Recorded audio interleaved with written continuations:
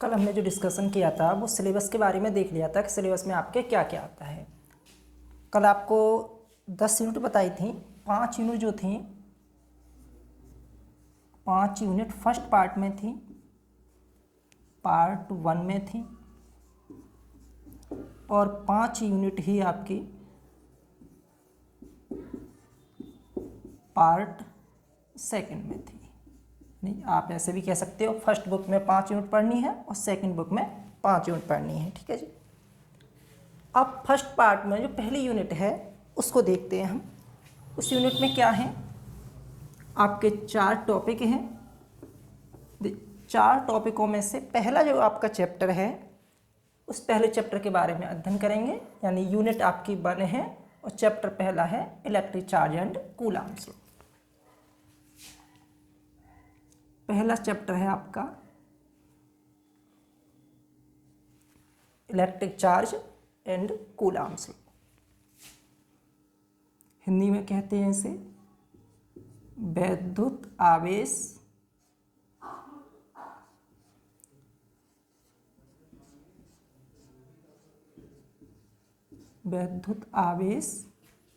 एवं कूलाम का नियम।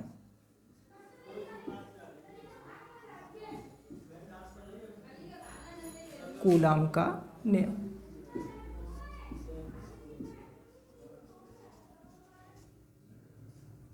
कुछ पुरानी बुक में वैद्युत आवेश एवं वैद्युत क्षेत्र भी दिया है, तो कंफ्यूज मत होना, एक ही बात होती है। ठीक है जी। Electric charge and coulomb's law, English में बोले तो इलेक्ट्रिक चार्ज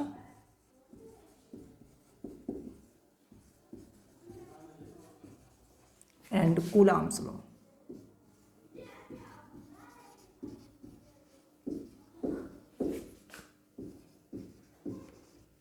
देखिए, इसमें सबसे पहली हेडिंग होगी आपकी, वो क्या होगी?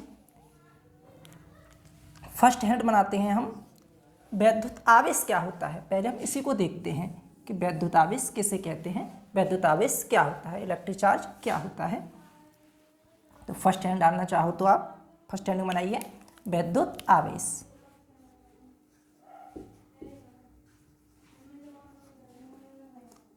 वैद्युत आवेश इलेक्ट्रिक चार्ज।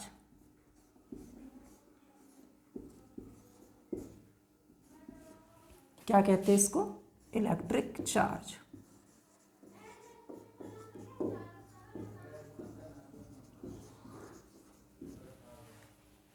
ये तो आप पहले से, हम पूरी हिस्ट्री पर नहीं जा रहा हूँ, वो आप पहले से जानते ही हो वैद्युत आवेश क्या होता है। देखो, आवेश किसी वस्तु का वह गुण है जिसके कारण वह वस्तु अत्यंत हल्की वस्तुओं को अपनी ओर आकर्षित करने लगती है। पहले एक फिलोसफर हुए थे, थोड़ा सा बता दें, चलो शायद आप भूल गए होंगे। फिलोसफर हुए थे, फिलोसफर को हिंदी में क्या कहते हैं? दार्शनिक। इनका नाम क्या था? थेल्स। क्या नाम है जी इनका? थेल्स। एक फिलोसफर हुए हैं, उन्होंने क्या देखा कि जब अंबर को, किसे? अंबर को रेशम से रगड़ा जाता है, कैसे? रेशम से, तो अंबर में एक ऐसा गुण आ जाता है जिसके कारण वह अत्यंत हल्की वस्तुओं को अपनी ओर आकर्षित करने लगता है।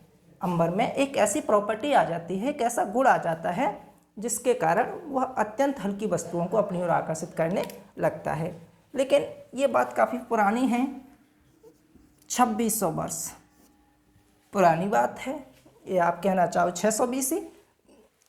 ये बात 2000 सालों तक पेंडिंग में पड़ी रही, इस पर कोई कार्य नहीं हुआ, किसी ने इसको ध्यान नहीं दिया। फिर इसके बाद एक साइंटिस्ट हुए, गिलबर्ट।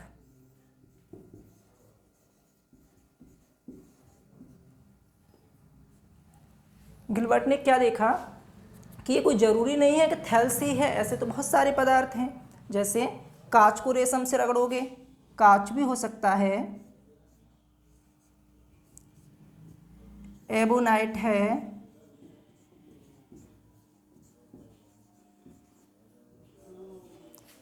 प्लास्टिक है,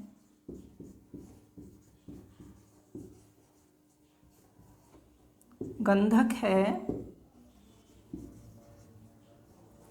कुल मिला के ऐसे बहुत सारे पदार्थ होते हैं, जैसे कांच है, एबोनाइट है, प्लास्टिक है, गंधक है, कि ये गुण केवल अम्बर में ही नहीं आता, ये काफ़ी और पदार्थ होते हैं उनमें भी आता है। जैसे कांच को रेशम से रगड़ोगे तो कांच में भी ये गुण आ जाएगा, एबोनाइट को रगड़ोगे एबोनाइट में भी आ जाएगा, प्लास्टिक में भी आ जाएगा, यानी ऐसे बहुत सारे पदार्थ हैं। ठीक है, ये जो बात है 1600 के करीब बात है, हालांकि आपको डेट से कोई मतलब नहीं है। इसके बाद एक साइंटिस्ट हुए ब्राउन। ब्राउन ने क्या बताया, ये जो पदार्थ हैं, चाहे अंबर हो, कांच हो, एबोनाइट हो, इनमें जो अट्रैक्शन करने का गुण आ रहा है, इसी को उन्होंने क्या नाम दिया, आवेश। तो आवेश का नाम सबसे पहले किसने दिया, चार्ज। आवेश का नाम किसने दिया, ब्राउन ने। अगर पेपर में आता है एग्जाम में कि आवेश का नामकरण किसने किया, तो सबसे पहले किसने किया था, ब्राउन ने किया था। अब यहाँ से हिस्ट्री शुरू होती है कि आवेश क्या होता है। इतना आप समझ चुके आवेश क्या होता है।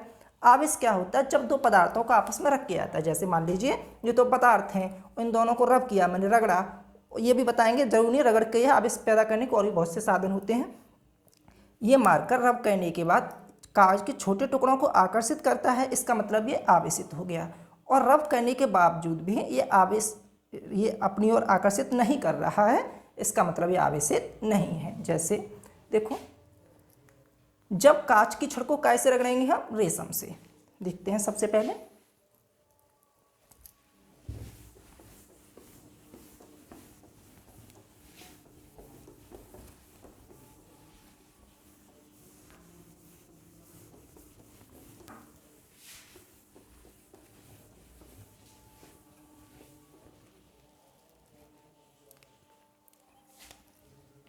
ये मान लीजिए कांच की छड़ है कोई,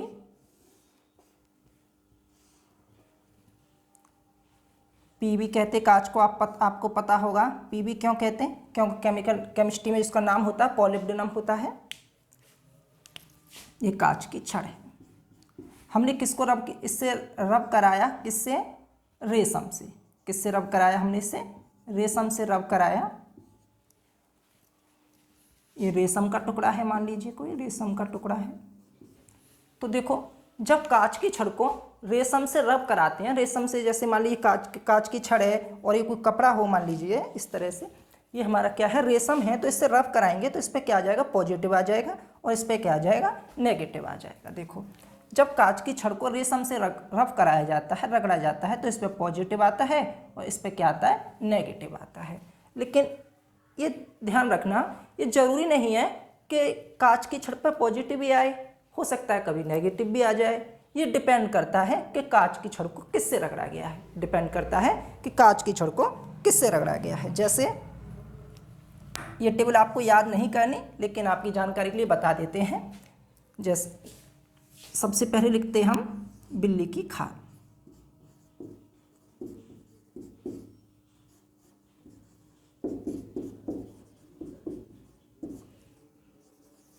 एक कपड़ा होता है फलालेन, सुना होगा आपने।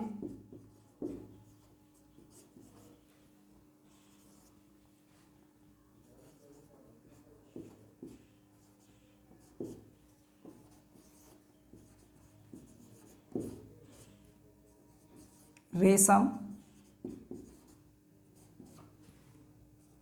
रबर, लकड़ी, ये सीक्वेंस होता है इनका। और सबसे बाद में जो आता है वो एबोनाइट आता है, हालांकि वहाँ तक आपको नहीं जाना। अब यहाँ से हम समझना क्या चाह रहे हैं, देखो, यदि कांच की छड़ को रेशम से रगड़ोगे तो कांच की छड़ पे कैसा आएगा, पॉजिटिव चार्ज आएगा। कैसा चार्ज आएगा, पॉजिटिव चार्ज आएगा। और यदि कांच की छड़ को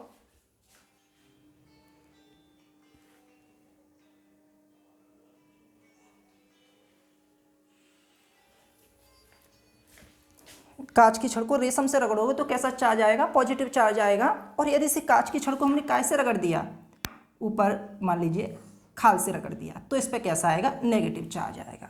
तो ये डिपेंड करता है कि आपने छड़ को किससे रगड़ा है। जैसे इन नीचे कांच से नीचे टेबल पर जितने भी पदार्थ आ रहे हैं, इनमें से किसी भी एक पदार्थ से रगड़ोगे, जैसे रुई से रगड़ दोगे तो भी क्या आ जाएगा, पॉजिटिव ही आएगा। क्या आएगा, सॉरी, पॉजिटिव ही आएगा। रेशम से पॉजिटिव, रबड़ से रगड़ोगे तो भी पॉजिटिव।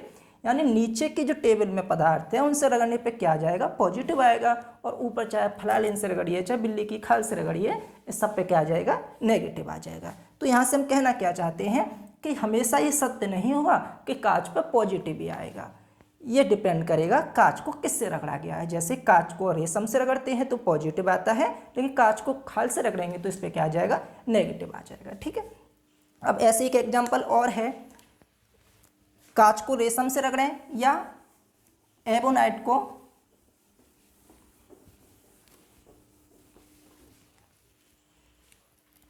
हो सकता है छड़ केस की हो, एबोनाइट की हो,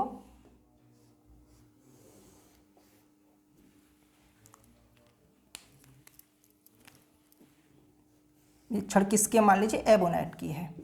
इसको मैंने किससे रब कराया,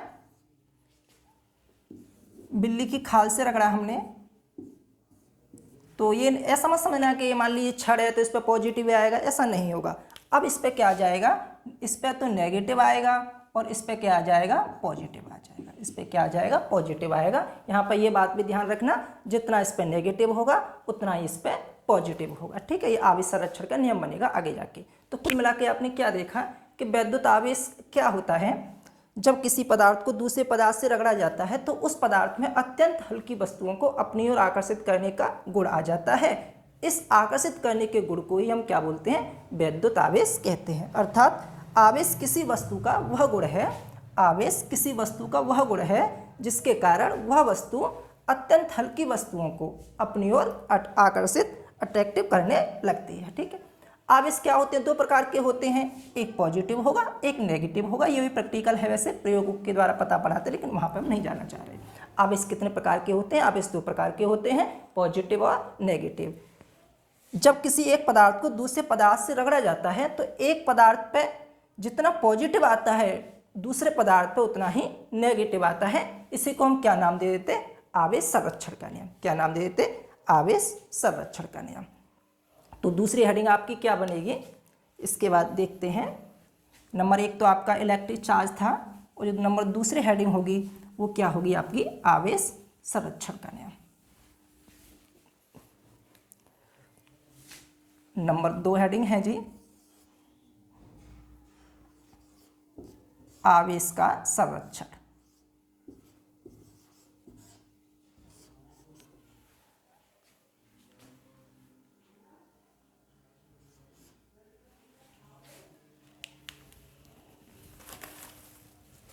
थोड़ा सूखा नहीं है,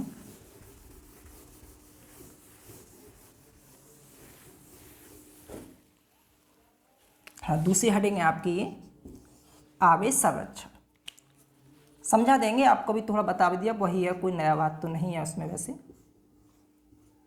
चार्ज कंजर्वेशन, आवेश संरक्षण का नियम, लॉ ऑफ चार्ज कंजर्वेशन। अब आवेश संरक्षण का चार्ज कंजर्वेशन लॉ क्या कहता है, अभी आपको बताया था। चार्ज कंजर्वेशन लॉ क्या कहता है कि जितना आवेश कांच की छड़ पे आएगा उतना ही आवेश किस पे आएगा, रेशम पे भी आएगा। कितना आएगा, रेशम पे भी आएगा। जैसे कांच की छड़ पे मान लीजिए डबल प्लस आया तो रेशम पे क्या आएगा, डबल माइनस आ जाएगा। कांच की छड़ पे ट्रिपल प्लस आया तो इस पर ट्रिपल माइनस आ जाएगा। तो कुल मिला के क्या देखा आपने, जितना पॉजिटिव उतना ही नेगेटिव।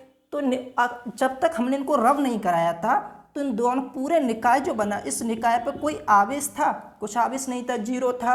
अब रब कराने के बाद जितना इस पे प्लस है उतना इस पे माइनस है, तो फिर भी रहा तो कुल आवेश तो जीरो ही रहा फिर भी। जैसे मैंने आपको 5 रुपये दिए और कुछ ही समय पश्चात 5 रुपये आपसे छीन लिए, तो कुछ देर के लिए तो मैं दाता बन गया और आप क्या बन गए, कर्जदार बन गए। लेकिन हुआ क्या, मेरे रुपये वापस लौट के मुझ पर ही आ गए। सेम प्रोसेस वही है कि जितना इस पर पॉजिटिव होगा उतना इस पर नेगेटिव होगा। रब करने से पहले भी आवेश जीरो था और रब करने के बाद दोनों को संयुक्त रूप से मिला देंगे तब भी आवेश क्या होगा, जीरो ही होगा।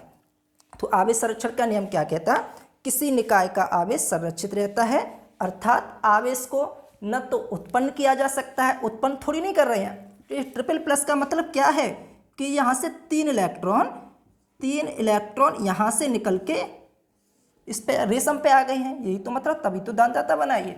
तो इसका मतलब क्या है, आवेश को न तो उत्पन्न किया जा सकता है ना ही नष्ट किया जा सकता है, इसे केवल एक पदार्थ से या एक वस्तु से दूसरी वस्तु पर स्थानांतरित किया जा सकता है। जैसे यहाँ पर कांच की छड़ से 3 इलेक्ट्रॉन निकल करके कहाँ गए हैं, रेशम पर आ गए हैं। रेशम पे आए इसलिए कर्जदार हो गया, कर्जदार का मतलब नेगेटिव हो गया, और कांच की छड़ से गए इसलिए इस पे क्या हो गया, पॉजिटिव हो गया। ठीक है, जैसे और भी एग्जाम्पल हैं, एबोनाइट का भी हो सकता है, केमिस्ट्री में आपने पढ़ा होगा HCl, HCl में भी तो यही होता है, H पे जितना पॉजिटिव आता है Cl पे उतना नेगेटिव आता है। NaCl पढ़ा होगा आपने,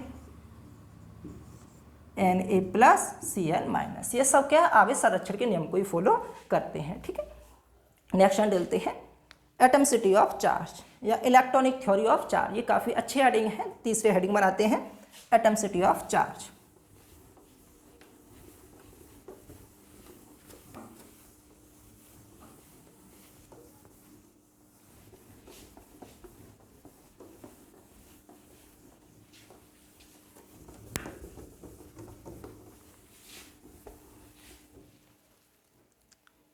आवेश की परमाणुकता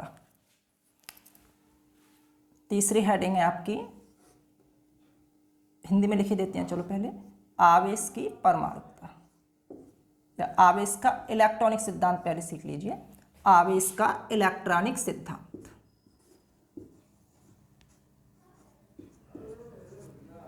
आवेश का इलेक्ट्रॉनिक सिद्धांत, electronic theory of A charge. आवेश का इलेक्ट्रॉनिक सिद्धांत, electronic theory of A charge.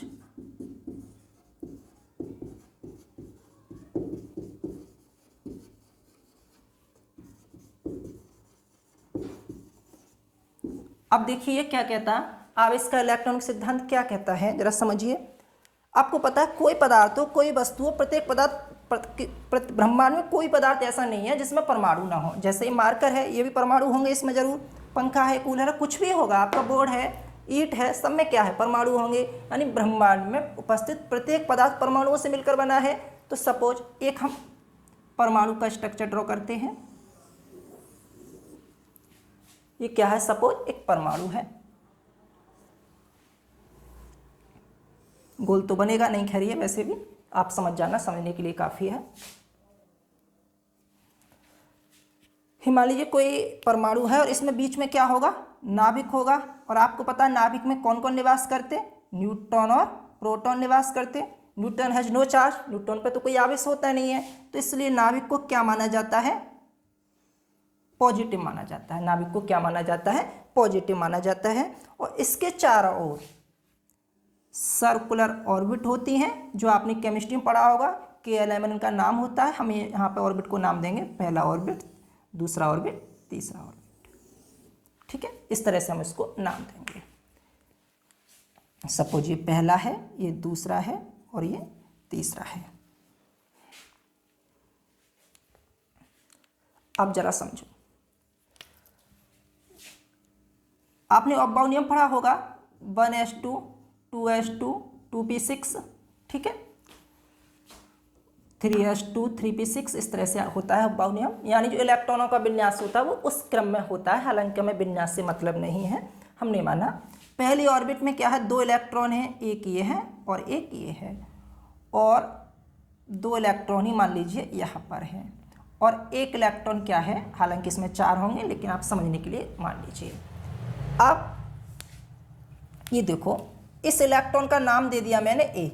ये इलेक्ट्रॉन जो सबसे पास में है, नाभिक के सबसे पास में है, इसको नाम हमने ए दे दिया। ये जो इलेक्ट्रॉन नाभिक से दूर है, इसको नाम हमने बी दे दिया। इलेक्ट्रॉन हैज नेगेटिव चार्ज, आपको पहले से पता है इलेक्ट्रॉन पर जो आवेश होता है वो क्या होता है, नेगेटिव होता है, और जो नाभिक पे आवेश होता है वो कैसा होता है, पॉजिटिव होता है। आपको ये भी पता होगा कि आवेशों के मध्य बल लगता है, हालांकि डेरिवेशन है, आगे वह कराएंगे डेरिवेशन, थोड़ा सा जान लीजिए।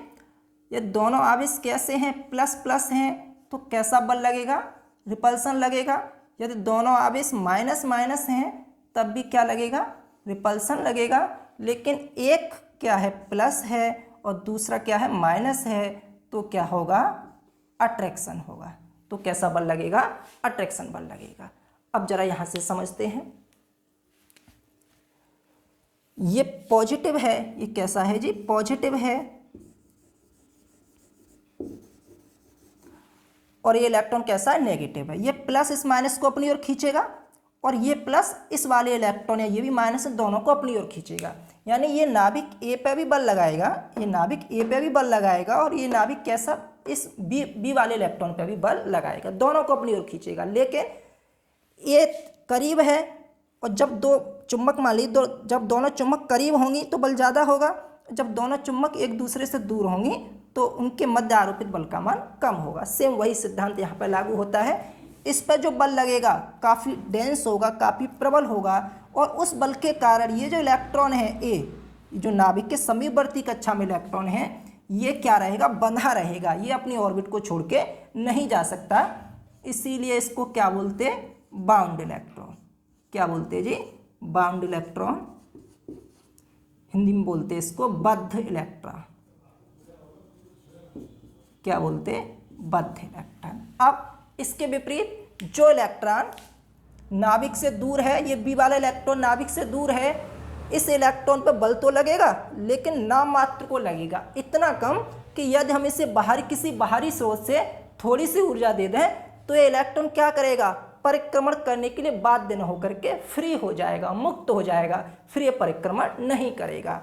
तो ये सबसे बाहरी कक्षा में है, इसलिए सबसे बाहरी ऑर्बिट में है, इसलिए इस पर लगने वाले बल का मान क्या होगा, बहुत कम होगा, और बहुत कम होगा तो ये लगभग फ्री होगा। इसीलिए इसको क्या कहते हैं, फ्री इलेक्ट्रॉन। क्या कहते हैं, फ्री इलेक्ट्रॉन। फ्री इलेक्ट्रॉन को हिंदी में क्या बोलते हैं, मुक्त इलेक्ट्रॉन। क्या बोलते हैं जी, मुक्त इलेक्ट्रॉन। यही आपका इलेक्ट्रॉनिक सिद्धांत है बस। तो इलेक्ट्रॉनिक के सिद्धांत क्या होता है, प्रत्येक पदार्थ परमाणुओं से मिलकर बना होता है, परमाणु के केंद्र में धनावेशित नाभिक होता है, नाभिक के चारों ओर अपनी कक्षाओं में ऋणावेशित इलेक्ट्रॉन परिक्रमण करते रहते हैं। जो इलेक्ट्रॉन नाभिक के समीपवर्ती कक्षा में परिक्रमण करता है, उस इलेक्ट्रॉन पर नाभिक द्वारा लगने वाले बल का मान बहुत अधिक होता है, जिसके कारण उस ऑर्बिट में उपस्थित इलेक्ट्रॉनों को बाउंड इलेक्ट्रॉन कहते हैं। इसके विपरीत जो इलेक्ट्रॉन नाभिक से दूरवर्ती या नाभिक से बाह्यतम कक्षा में उपस्थित होते हैं, उन इलेक्ट्रॉनों पर लगने वाले बल का मान बहुत कम होता है, इसलिए उस ऑर्बिट में उपस्थित इलेक्ट्रॉन फ्री इलेक्ट्रॉन कहलाते हैं, फ्री इलेक्ट्रॉन कहलाते हैं। ठीक है, ये आपका इलेक्ट्रॉनिक सिद्धांत था। अब लौट के अपने थोड़ा पुराने इस पे आते हैं कि कैसे हम डिसाइड करेंगे कब इलेक्ट्रॉनों की कमी होगी और कब इलेक्ट्रॉनों की अधिकता होगी।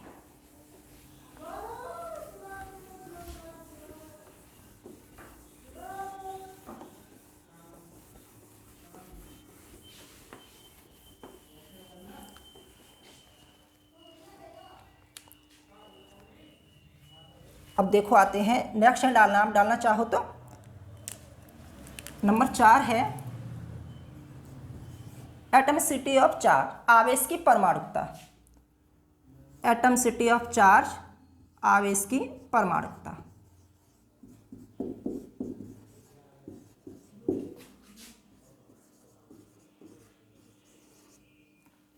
हिंदी में बोले तो इसे, चलो इसे साफ की देते हैं, यहाँ पर थोड़ा जगह नहीं है।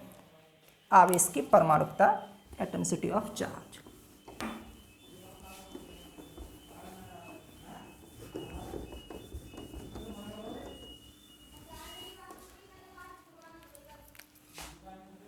नेक्स्ट हेडिंग है जी,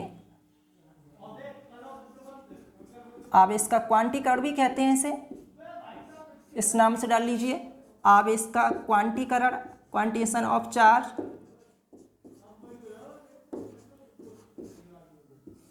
आवेश का क्वांटीकरण, ठीक है, क्वांटिनाइजेशन ऑफ चार्ज।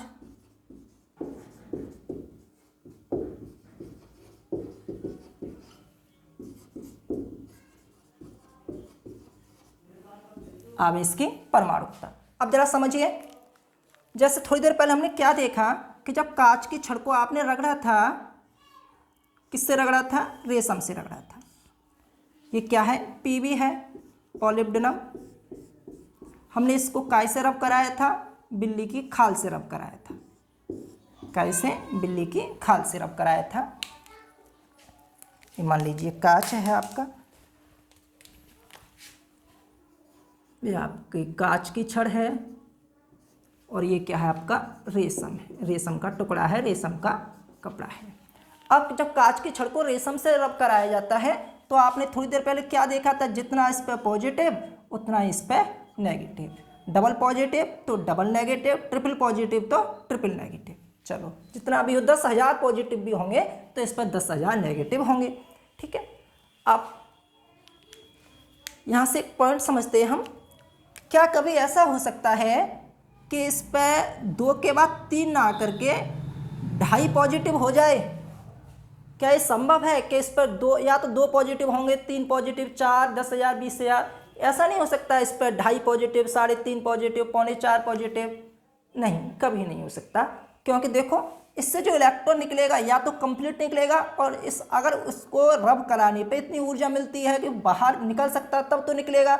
इलेक्ट्रॉन कम से कम पूरा ही तो निकलेगा, ऐसा तो नहीं इलेक्ट्रॉन तो अविभाज्य कण है, ऐसा तो इलेक्ट्रॉन में से आधा पार्ट निकल जाए, ये संभव नहीं है। तो इस पर जो चार्ज आएगा, single plus, double plus, triple plus, यानी 4 पॉजिटिव कंप्लीट नंबर पे होगा, इसी को हम क्या बोलते हैं, आवेश का क्वांटीकरण। तो इसे हम थ्योरेटिकल क्या बोलते हैं, किसी वस्तु पर उपस्थित आवेश एक इलेक्ट्रॉन के आवेश का पूर्ण गुणज होता है। जैसे ये 1e हो सकता है, 2e, 3e, लेकिन क्या नहीं होगा, 1.5e कभी नहीं होगा, 2.4e कभी नहीं होगा, 3.7e कभी नहीं होगा। इस तरह से एक कंप्लीट नंबर में हो तो होगा, लेकिन इस तरह से भिन्नात्मक या पार्सली रूप में ये नहीं होगा। इसी को हम क्या बोलते हैं, आवेश का क्वांटीकरण। इसी को क्या बोलते हैं हम, आवेश का क्वांटीकरण। ठीक है, अब यहाँ थोड़ी देर पहले एक पॉइंटर समझ लीजिए। थोड़ी देर पहले हमने क्या देखा था, इलेक्ट्रॉनिक थ्योरी ऑफ चार्ज, आवेश का इलेक्ट्रॉनिक सिद्धांत। आवेश के इलेक्ट्रॉनिक सिद्धांत तो हमने क्या देखा कि जो किसी वस्तु या पदार्थ में करंट का फ्लो होता है, डिपेंड किस पर डिपेंड करता है, नंबर ऑफ फ्री इलेक्ट्रॉन पे। किस पर डिपेंड करता है, नंबर ऑफ फ्री इलेक्ट्रॉन पे। जैसे ये हमारा मार्कर है या रबड़ है, रबड़ में तो करंट नहीं जाता, लेकिन ये रबड़ की जगह कॉपर ले लें तो कॉपर में करंट क्या होता है, टनाटन फ्लो होता है। रबड़ में करंट फ्लो नहीं होता, जबकि कॉपर में बहुत अच्छा खासा करंट जाता है। क्योंकि रबड़, आप इसके जवाब में क्या कहना चाहोगे, रबड़ में इलेक्ट्रॉन नहीं है? रबड़ में इलेक्ट्रॉन तो होंगे, क्योंकि प्रत्येक पदार्थ परमाणुओं से मिलकर बना होगा, और जब परमाणु होंगे तो इलेक्ट्रॉन तो होना स्वाभाविक है। तो रबड़ में इलेक्ट्रॉन तो है, लेकिन रबड़ में क्या नहीं है, रबड़ में मुक्त इलेक्ट्रॉन नहीं है। इलेक्ट्रॉन और मुक्त इलेक्ट्रॉन में अंतर है, आपने अभी अभी देखा था, यानी फ्री इलेक्ट्रॉन नहीं है। और कॉपर में क्या है, फ्री इलेक्ट्रॉन है, कॉपर में फ्री इलेक्ट्रॉन है। अगर इसके बाद हम चांदी ले लें Ag, तो चांदी में आपने देखा होगा और अच्छा करंट जाता है। इसकी क्या वजह है, करंट तो दोनों में जा रहा है, करंट कॉपर में भी जाता है और करंट चांदी में भी जाता है। तो फिर डिफरेंस क्या रह जाता है, देखो फ्री इलेक्ट्रॉन तो कॉपर में भी होंगे और फ्री इलेक्ट्रॉन चांदी अर्जेंटीनम में भी होंगे, लेकिन जो चांदी में मुक्त इलेक्ट्रॉनों की संख्या होगी वो क्या होगा, कॉपर में मुक्त इलेक्ट्रॉनों की संख्या से ज़्यादा होगी। And number of free electron in argentinum is greater than number of free electron is copper. Okay, तो मुक्त इलेक्ट्रॉनों की संख्या जितनी ज़्यादा होगी उसमें करंट उतना ही अच्छा फ्लो होगा। जैसे हमने यहाँ पर टेबल के रूप में समझते हैं, हम लोहा लिया हमने, लोहा के बाद हमने क्या लेते हैं, लोहे के तार सस्ते आते हैं, आपको पता होगा। लोहे के बाद हमने एल्यूमिनियम लिया, एल्यूमिनियम की केबल आती हैं, एल्यूमिनियम, फिर कॉपर, फिर चांदी। तो आप क्या देख रहे हैं कि सुचालकता बढ़ती जाती है, लोहे से अच्छा करंट एल्यूमिनियम में आता है, एल्यूमिनियम से अच्छा कॉपर में आता है, कॉपर से अच्छा चांदी में आता है। ऐसा क्यों संभव है, क्योंकि नंबर ऑफ फ्री इलेक्ट्रॉन तो सब में है, लेकिन चांदी में जो नंबर ऑफ फ्री इलेक्ट्रॉन होते हैं सबसे ज़्यादा होते हैं, इसीलिए चांदी की चालकता सबसे ज़्यादा होती है। चांदी की चालकता जो होती है वो सबसे ज़्यादा होती है। ठीक है, तो इस तरह से आपने 4 हेडिंग समझी। सबसे पहले आपने देखा वैद्युत आवेश क्या होता है। आवेश क्या होता है, आवेश किसी वस्तु का वह गुण है जिसके कारण वह वस्तु अत्यंत हल्की वस्तुओं को अपनी ओर आकर्षित करने लगती है। फिर आपने क्या देखा, आवेश का इलेक्ट्रॉनिक सिद्धांत, electronic theory of A charge, आवेश का इलेक्ट्रॉनिक सिद्धांत क्या होता है? प्रत्येक पदार्थ परमाणुओं से मिलकर बना होता है। परमाणु के केंद्र में अतिसूक्ष्म धनावेशित नाभिक होता है। नाभिक के चारों ओर वृत्तीय कक्षा में इलेक्ट्रॉन चक्कर काटते रहते हैं। जो इलेक्ट्रॉन नाभिक के समीप वृत्तीय कक्षा में होते हैं उन इलेक्ट्रॉनों पर लगने वाले बल का मान बहुत अधिक होता है, जिसलिए उनको बाउंड इलेक्ट्रॉन, जबकि इसके विपरीत जो इलेक्ट्रॉन सबसे बाहरी कक्षा में होते हैं उन इलेक्ट्रॉनों पर लगने वाले बल का मान बहुत कम होता है, इसलिए उनको फ्री इलेक्ट्रॉन कहते हैं। इसके बाद आपने देखा charge conservation law. Charge conservation law में क्या होता है? आवेश संरक्षण के नियम में जितना आवेश कांच की छड़ पर उत्पन्न होगा उतना ही रेशम पे उत्पन्न होगा, या एबोनाटो बिल्ली की खल, कुछ भी ले सकते हो। यानी जितना प्लस होगा उतना ही माइनस होगा। यानी किसी निकाय का कुल आवेश नियत रहता है। आवेश को न तो उत्पन्न किया जा सकता न ही नष्ट किया जा सकता। आवेश को एक वस्तु से दूसरी वस्तु पर स्थानांतरित किया जा सकता है। इसके बाद हमने फोर्थ हेडिंग क्या देखी? आवेश का क्वांटीकरण या एटॉमिसिटी ऑफ चार्ज भी इसे कहते हैं, परमाणुकता भी कहते हैं, क्वांटिनाइजेशन ऑफ चार्ज। इस पर क्या देखा आपने कि जितना किसी वस्तु पर जो आवेश होगा वो क्या हो? कंप्लीट नंबर होगा, कंप्लीट कोफिशिएंट ऑफ इलेक्ट्रॉन होगा, इलेक्ट्रॉन चार्ज होगा। यानी एक इलेक्ट्रॉन के आवेश का पूर्ण गुणज होगा। ऐसा नहीं होगा कि किस वस्तु पर आवेश है वो 2 इलेक्ट्रॉन 3 दो तो हो सकता है, 1 इलेक्ट्रॉन 2 इलेक्ट्रॉन 3 इलेक्ट्रॉन तो होगा, लेकिन 1.5 2.5 पौने 4 ये संभव नहीं है। कंप्लीट नंबर होगा, ये आपका आवेश का क्वांटीकरण होगा। कल हमारी 5वीं हेडिंग चलेगी, आपको आती भी होगी शायद, मूल आवेश फंडामेंटल चार्ज। मूल आवेश फंडामेंटल चार्ज क्या होता है? कल के लिए हेडिंग नोट कर लेना, फंडामेंटल चार्ज।